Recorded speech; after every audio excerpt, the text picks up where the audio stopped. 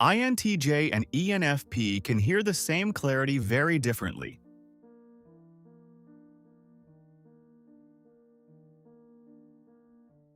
So, what are we doing?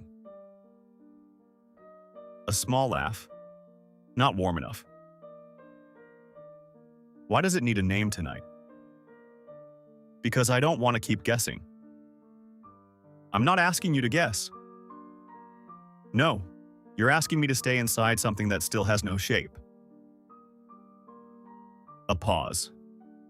The kind that already changes the room.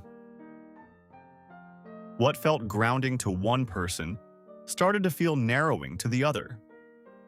Nothing obvious happened. They still texted, still met up, still said, "I had a good time." But now every soft moment carried a second question under it. Not spoken, just waiting. Because the conflict was never only about timing, and most people don't even realize it's happening until the connection already starts feeling different. It was about what each person believes clarity is supposed to do. And by the time they noticed that, the misunderstanding was already organizing itself. The first mechanism is NI versus NE. For the INTJ, the dominant function is NI, introverted intuition. NI does not like leaving meanings scattered. It keeps drawing separate moments into one internal line.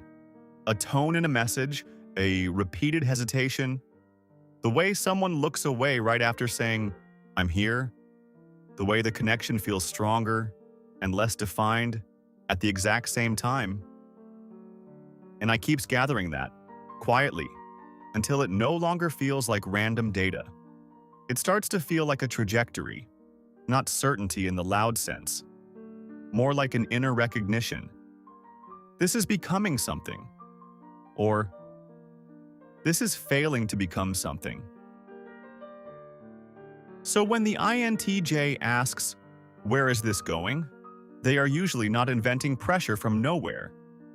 They are responding to a pattern that already feels real to them, a direction that, internally, has started to look inevitable. And when no one names that direction, it does not feel neutral. It feels like standing inside a future that matters, while pretending not to see it. A message arrives. "I just want clarity." Seen. Typing. Gone. Typing again. "I don't want to force something that should happen naturally." The INTJ stares at the screen a little too long, because to them, this is what naturally happened. That is exactly the point.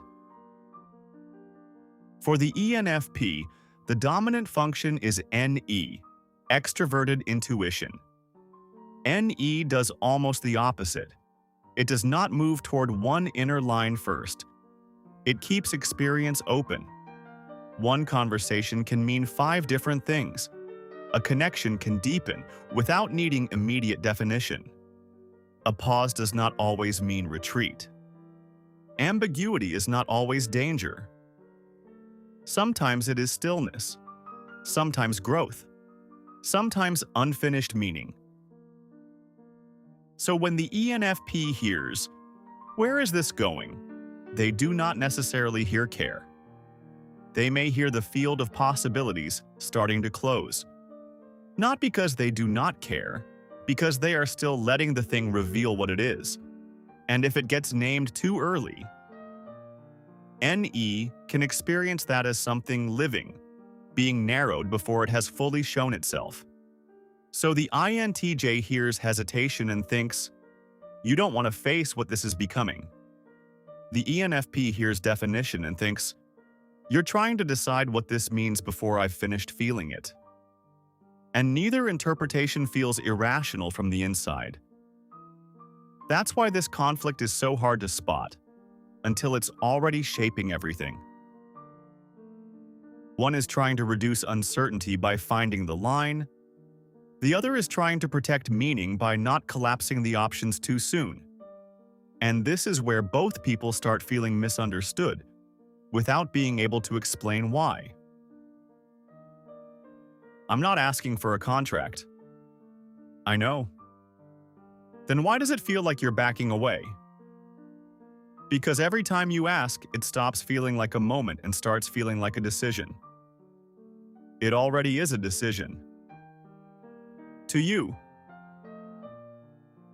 That lands harder than either of them expected. Now the second layer comes in.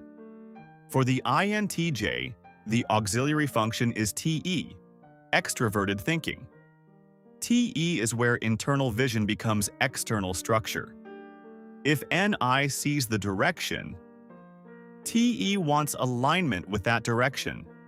Words that mean something stable, defined terms, shared expectations, a structure that matches what is already forming underneath.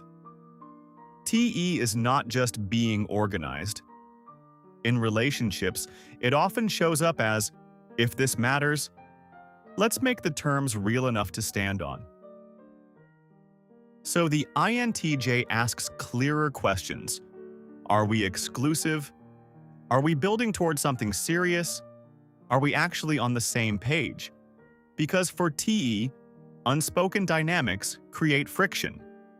Not only because they are inefficient, because they keep reality lagging behind what already feels significant. And this is where a quieter function starts showing too.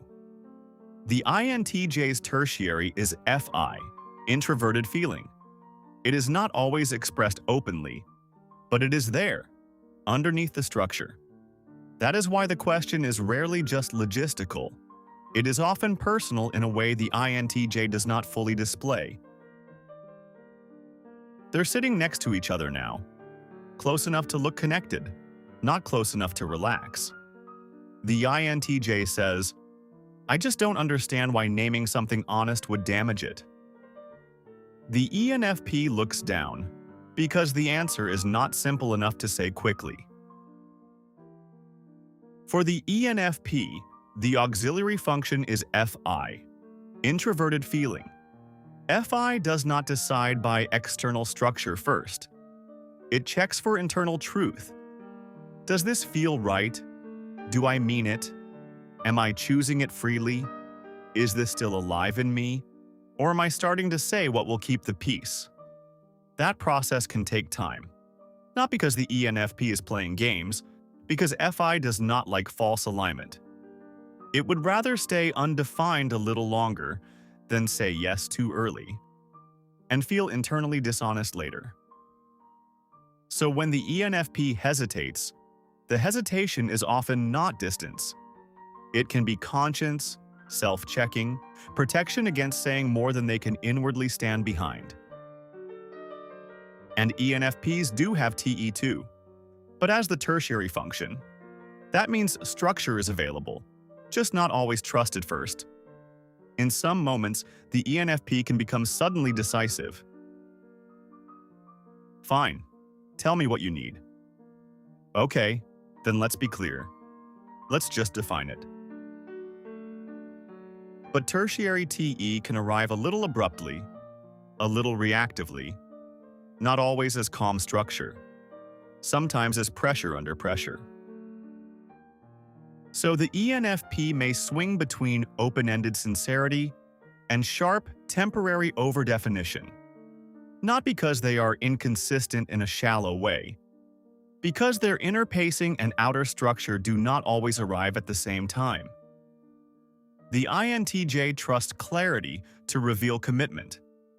The ENFP trusts inner congruence before commitment feels safe to name.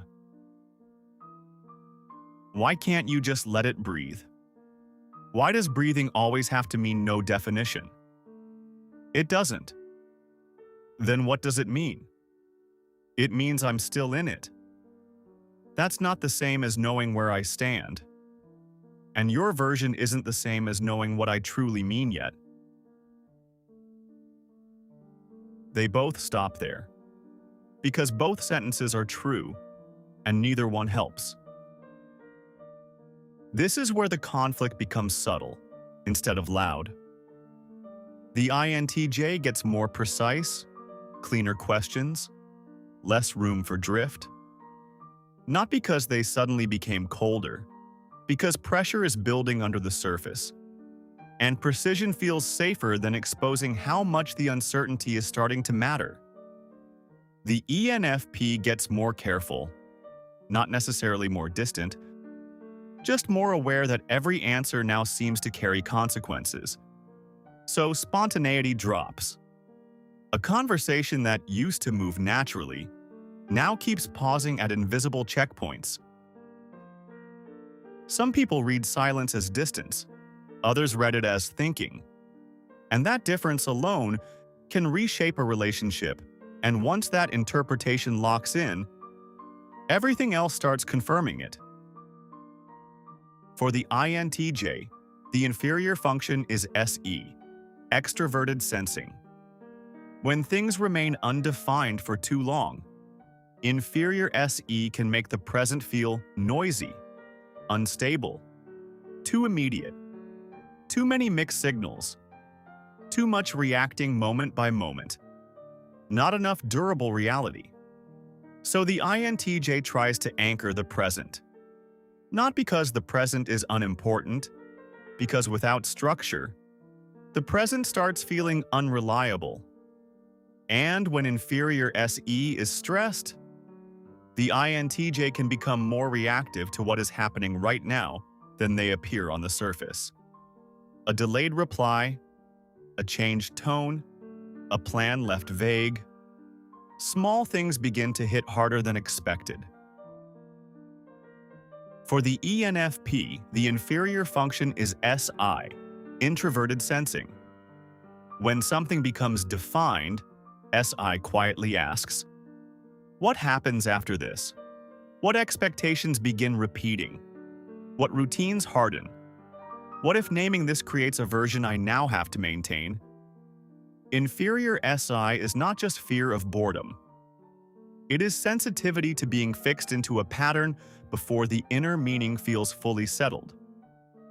So definition can carry a hidden weight. Not only, this is real now, but also, this may start becoming habitual, expected, and harder to revise. And for an ENFP who still needs space to keep discovering what something means, that can feel heavy, fast.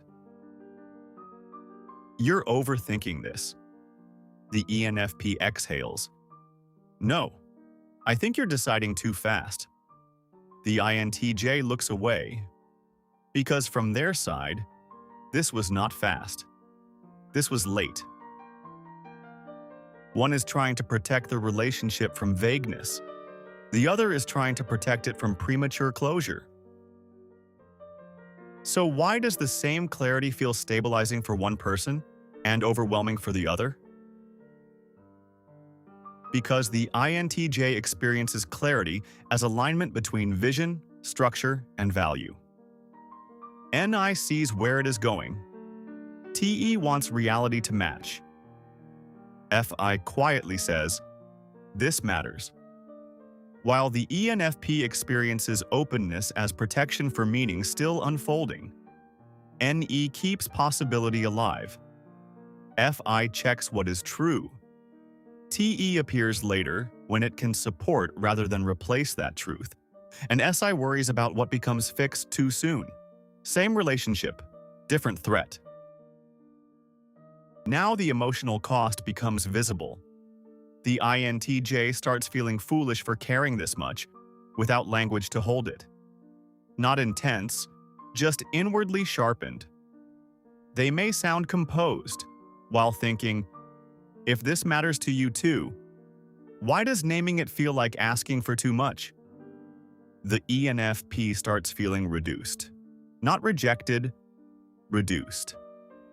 As if the living complexity of what they feel is being translated into a shape before it is ready. They may sound calm while thinking, if I stay honest and unfinished, why does that get heard as less real? And this is the fracture. Not that one wants closeness and the other does not. Both may want closeness, but one trusts definition to protect it. The other trusts openness to keep it honest. Are you okay? Yeah? Just, yeah? I don't know how to answer in a way that won't turn into another conversation about us. That is the moment something quietly tears. Not the relationship, the ease, not because something went wrong, but because something important was never translated the same way. The INTJ becomes more contained, sometimes more formal, because FI retreats when it feels too exposed, and TE takes over the speaking. The ENFP becomes more fluid, sometimes harder to pin down, because FI retreats too, and NE starts keeping more doors open than before. So now both people are protecting themselves with the functions that feel safest, and both of them begin to look from the outside, like the exact stereotype they were not at the beginning. The INTJ looks controlling. The ENFP looks evasive. But underneath, it is usually grief. One grieving the absence of form, the other grieving the loss of air. Because the real conflict was never INTJ versus ENFP. It was timing versus truth. And if this felt familiar, you already know why.